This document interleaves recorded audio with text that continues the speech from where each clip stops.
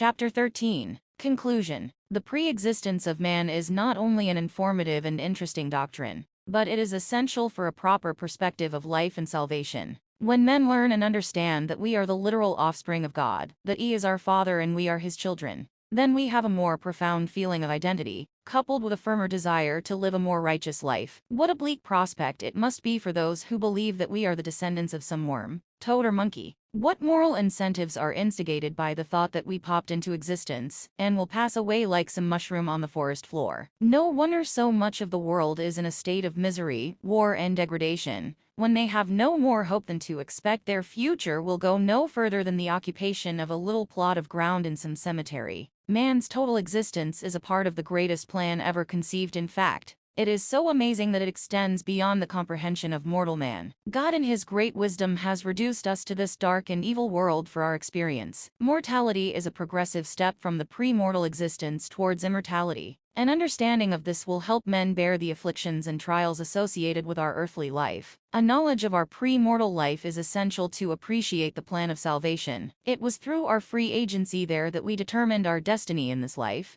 and it is by our free agency here that we decide our destiny in the world to come. Those of the house of Israel were chosen as a race or nation before they were born, to fulfill covenants made in the pre-mortal existence. Yet, how few of them are devoted to the cause of the gospel in this life. Who we are and where we were born were greatly determined in our pre-mortal life. The race, the place and time of birth, talents and gifts, even riches or poverty, are a direct result of events and actions in the pre-existence. The greater our blessings and responsibilities here, the greater were the promises and covenants before mortality. How beautiful and profound is the whole eternal concept of pre-existence, mortality, and the final resurrection. No one but those who have studied and understood the doctrines revealed through the prophet Joseph Smith can fully comprehend and appreciate the glorious estates of man's past and future destiny. The comprehension of man's pre-existence, his struggle through mortality, and his final triumph in the resurrection is part of the greatest and most glorious knowledge attainable in this life. Believing in these, man is then capable of fully appreciating the atonement and sacrifice of Jesus Christ. Also, the gospel of Christ becomes more clear and beautiful, bringing joy and peace to the soul. Then life's discouragements and difficulties become experiences in preparing us to again see our Father in heaven and dwell with Him forever.